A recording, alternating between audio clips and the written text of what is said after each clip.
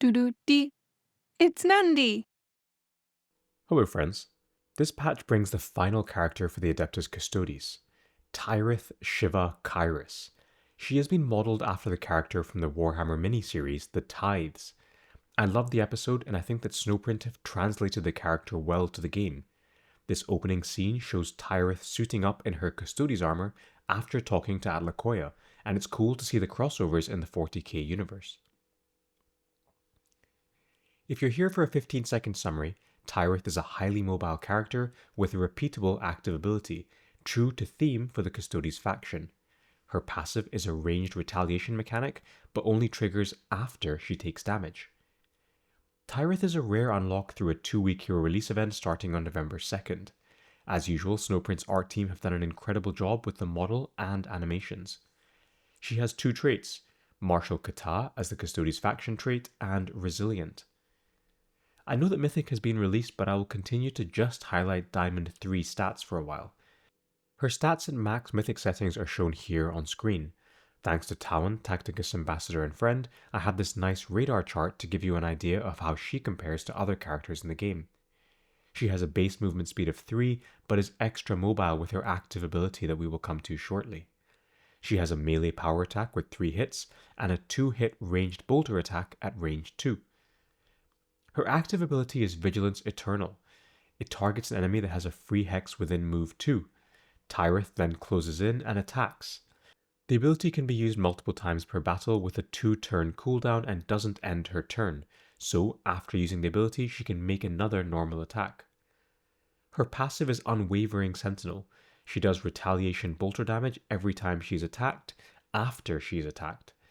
The retaliation is at range 2 unless there is an enemy adjacent, which then reduces the ability to melee range. The abilities are simple enough, but let's look at some gameplay clips before diving into the numbers. In the first clip, you can see Tyrith using her active to move into position and deal damage to the target.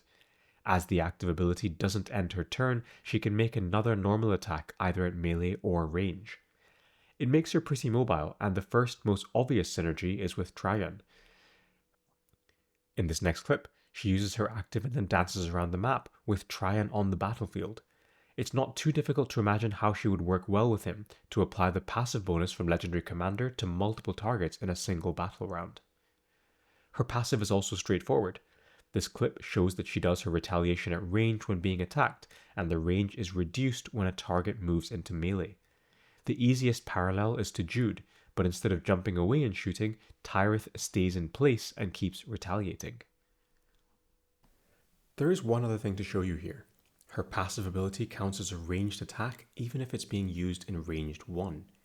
As you can see here, she therefore does not get the +1 hit from Thoriad's passive and only does her prescribed 2 bolter hits. The gameplay is reasonably straightforward, and I thought we would move on to some math and graphs next, once more courtesy of Talon.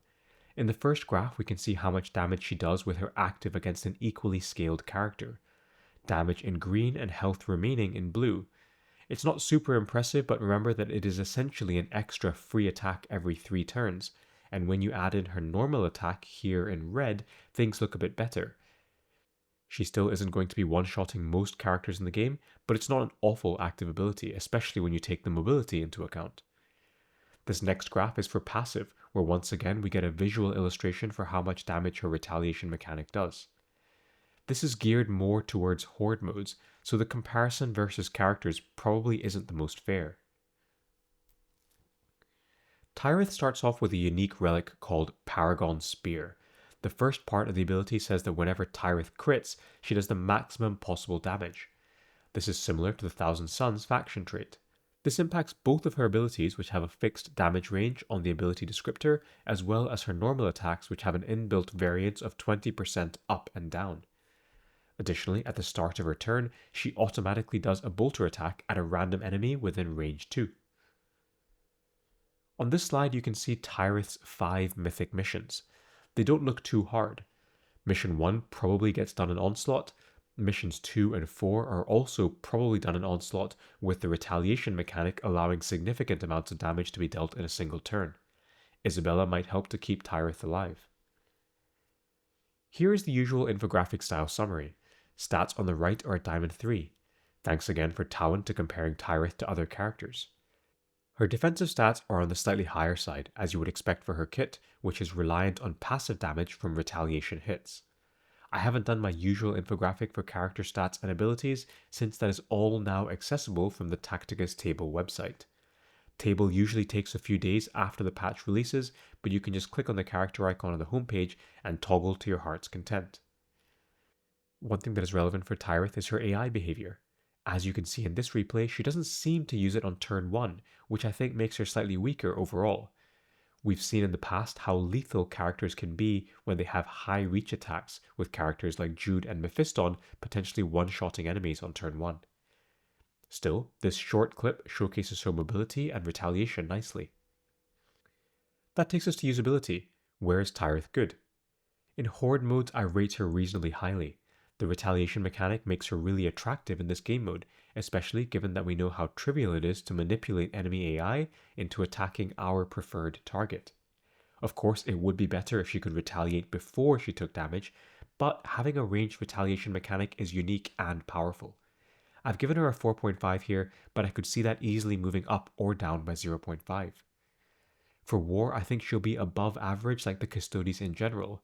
Their Martial Kata faction trait makes them slightly more durable, and she is highly mobile, which lets her pick off more fragile targets. I've given her a 3.5. It's fairly clear that Tyrith isn't a raid character. I haven't devoted much brain space here and have given her a 1.5.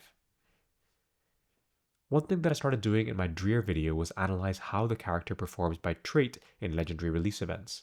People seem to like that, so I'll continue. Tyrith has Resilient, Power, and Bolter, so we can look at each in turn. There are already tons of characters with power damage, and I think it is the most popular damage type in the game. I've put Tyrith in the Greater Good tier, but I think she is probably on the cusp of being between Greater Good and simply good. When we narrow things down just by Imperials, we can see that there are so many options already here, and she doesn't really move the needle or replace anyone with any great urgency. For Bolter damage, the pool of characters is smaller. The most appealing combination here, if we look at just the Bolter track, is combining Isabella with Tyrith, potentially allowing an infinite retaliation loop sustained by Isabella's passive healing. Finally, for Resilient, the selection of characters is also small. You can see that we already have quite a reasonable pool to choose from existing options. My takeaway from looking at these traits is that while Tyrith is a good character in this mode, she doesn't possess particularly unique traits or damage types, and is a luxury in an already crowded field. I say that, but looking at how she performs in Onslaught against the Tyranids makes me salivate at her potential value in LRE. Much like Angrax though, it will depend on just how high you can get her passive, because eventually it will stop killing enemies. That's it, another character showcase wrapped up. As always, a huge thank you to my Patreons for their support. Bye for now.